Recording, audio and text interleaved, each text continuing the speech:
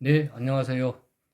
20년 부동산업 경력의 도시계획학 박사와 함께하는 상가중개 실무입니다. 지난 시간에는 상가중개 특성에 대해서 알아봤고요. 오늘은 상가중개 종류에 대해서 한번 살펴보도록 하겠습니다. 상가는 일단 신축 상가 분양이 있고요. 그 다음에 기존 상가에 대한 매매, 분양 상가 임대, 기존 상가 임대 이렇게 총 크게 네 가지로 나눌 수 있습니다. 어쨌든 처음에 기존 상가 매매는 일단 상권이 형성되어 있는 상태에서 기본적으로 임대가가 확정되어 있고 시장에서 검증이 된 상가들이기 때문에 특별하게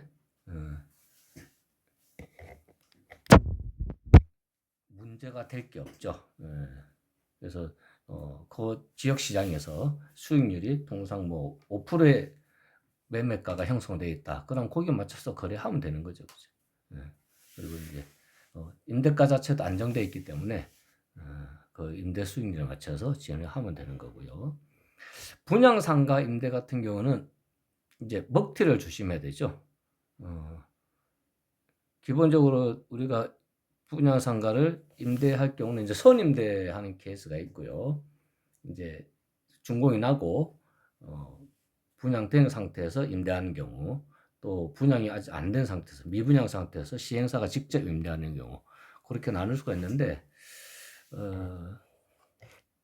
선임대 같은 경우는 뭐 임차인들이 찾아와서 진행하는 거기 때문에 걔네들이 어쨌든 상권을 파악하고 예상한 대로 목적에 맞게 진행할 것입니다.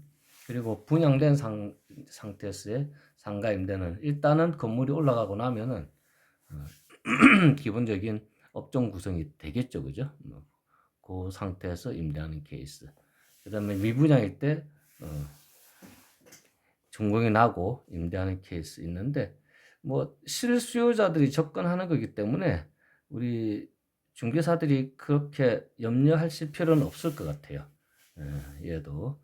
그리고 기존 상가임대는 아까 기존 상가 매매와 마찬가지로 기본적으로 상권이 어느 정도 성숙되어 있는 상태에서 임대를 하는 것이기 때문에 크게 무리 없이 진행할 수가 있습니다. 먹튀만 조심하면 되죠. 먹튀만.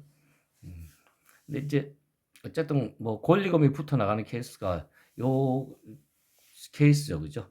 기존 상가 임대 경우에 여기에는 이제 권리금 작업이 가능하다. 네.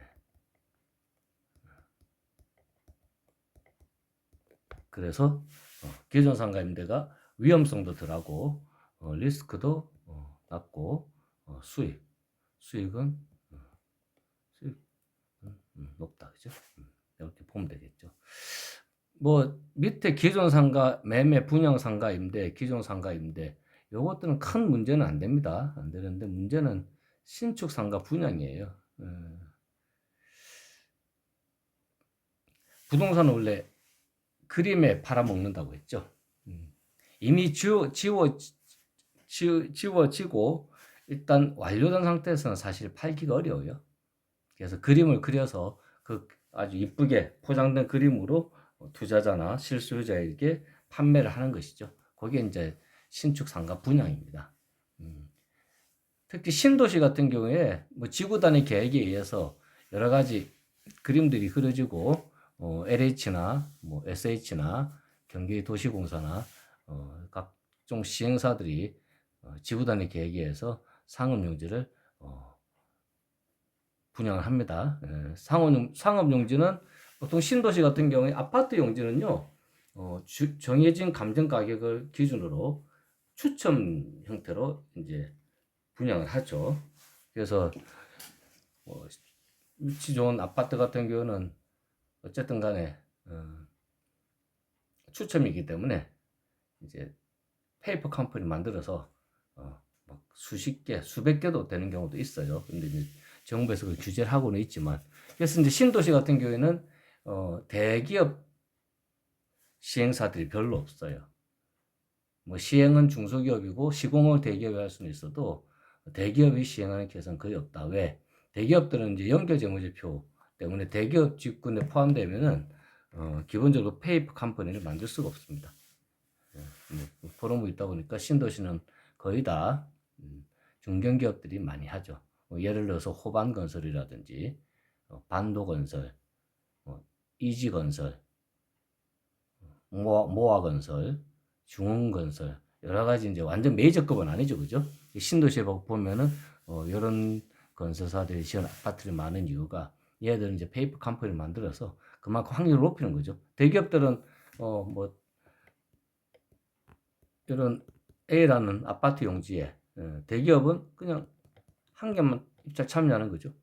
근데 대기업 집단에 포함되지 않은 중견기업들은 막 페이퍼 컴퍼니 여러 개 만들죠. 만들어가지고 10개, 20개씩 넣습니다. 아무래도 당첨 확률이 높아지겠죠, 그죠? 그래서 이제 신도시에 가보시면은 아파트가 중견 브랜드 아파트들이 많다. 근데 이제 신도시 상업용지는 최고가 낙찰제예요. 이런 사거리에 필지가 상업용 필지가 뭐 이렇게 네 개, 1, 2, 3, 4 이렇게 있다 치면은 시행사들이 입찰을 보는 거죠. 내정가가 여기가 뭐 100억이다 하면은 100억 기준으로 110억, 120억 써놓은 사람이 있고 150억 써서 150억이 최고가이면 이 상업용을 가져가는 거죠. 사봉 필지 얘가 150억이면 코너 상업용지이기 때문에 200억에 낙찰된다든지 최고가 낙찰이 되다 보니까 아무래도 분양가가 올라갈 수밖에 없고요. 또 최근 들어 건축비도 엄청나게 올랐죠. 그 2배 가까이 올랐습니다. 건축비가. 그러다 보니까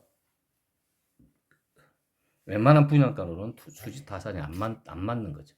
그래서 이제 요거 하나는 명심하셔야 될 것 같아요. 100%는 다는 아니지만 상가의 가격은 분양 가격이 최고가이다. 요거를 머릿속에 좀 심어 놓으실 필요가 있을 것 같아요. 그래서 이 상가라는 거는 MGM이라는 게 있잖아요. 특히 분양 상가들 할 때 MGM 분양 수수료죠, 그죠? 이게 이제 뭐 1%에서 많게는 10%까지 형성되어 있습니다. 그러니까 만약에 뭐 10%를 하면은 내가 10억짜리 상가 팔면은 1억을 준다는 거예요. MGM으로 분양 수수료로. 엄청난 거죠. 1%를 해도 10억짜리 팔면은 1,000만 원 받는 거예요. 근데 우리가 중개를 해가지고 뭐 1,000만 원 벌기 쉽지 않죠. 아파트는 뭐 0.7%가 최대를 하더라도 또 0.5%에서 마무리가 되는 수준인데 뭐 상가 같은 경우는 뭐 0.9% 받을 수 있습니다만은 분양은 일단 일반 상가 매매나 임대보다는 분양가 자체가 높다 보니까 통상 2에서 3%를 자거를 합니다. 그러면 10억짜리 쓰면은 10억짜리 분양 하나면은 뭐 2천에서 3천만 원 받는 거죠. 특히 불경기에는 상가 분양하면은 큰 목돈이 들어오니까 엄청나게 경제적으로 유리한 측면이 있죠. 근데 이게 이제 함정이 될 수가 있는 거죠. 특히 코로나 이후에 비대면에 의한 거래 행위가 워낙 활발해지다 보니까요. 정말로 공실들이 많습니다. 신도시 같은 경우는 1층 상가는 막 텅텅 비어 있다시피 하죠. 목이 좋음에도 불구하고 옛날에 권리금 1억씩 거래되는 것들이 몇 개월째 무권료도 남아있는 그런 형태를 띠기도 합니다. 그리고 뭐 서울 강남역 사거리에 가도 공실이 조금씩 생기는 그런 형태죠. 이유는 여러 가지로 이야기할 수 있겠는데요. 일단 분양가가 고가이다. 예를 들어서 10억짜리 상가 지금 이제 금리가 지금 상가 대출 금리는 6%, 뭐 이금융은 7, 8%까지 갔었어요. 지금은 조금 내려와 가지고 4에서 5% 정도 형성돼 있는데 어쨌든 이 10억짜리 상가를 5% 이상 하려면은 최소한 한 350, 400은 나와야 됩니다. 그죠? 물론 뭐 보증금의 크기에 따라 달라지겠지만 뭐 5천에 400 정도는 돼야지 10억짜리 상가가 5% 이상 되는 거거든요. 근데 이제 부동산 투자는 위험률이 감안되기 때문에 금리 5% 수준에서는 사실 투자 수익률 6% 이상 나와야 되는 거죠. 물론 뭐 예금 금리하고 대출 금리하고 또 같이 판단해야 되겠지만 뭐 공실 염려 이런 거 따졌을 때 불경기에는 금리가 높을 때는 6% 이상도 보죠. 뭐 최근 들어서 2, 3년 전만 해도 5%, 그 이전에 4%대 이상만 돼도 투자를 했지만 지금은 조금 무리가 있죠. 금리가 수준이 워낙 높다 보니까. 그래서 신축 상가 같은 경우에 10억짜리가 이제 통상 분양 평수 분양 평수 한 30평 기준이면은 25에서 30평이면은 전용 면적이 10에서 15평 정도 나옵니다. 근데 이 한 칸 10억짜리 상가에 10에서 15평짜리 월세 400 이상 내고 지금 버틸 업종들이 별로 없어요. 그래서 자꾸 공실이 생기는 것이고, 뭐 상층부로 가면 가격은 좀 다운되긴 다운되는데, 어쨌든 상층부는 뭐 학원, 요새 임용 관련 업종, 병의원, 스크린 골프, 뭐 헬스장, 여러 가지 이제 업종들이 다양하게 구성되기 때문에 얘들은 이제 뭐 은택 업종들이 아닌 거죠. 그나마 상층부 상가들은 그래도 명맥을 꾸준하게 유지해 가는데 1층 상가는 지금 코로나 시대 이후로 많이 힘들어졌다. 이런 말씀 드리면서 오늘 강의를 마치도록 하겠습니다. 고생하셨습니다.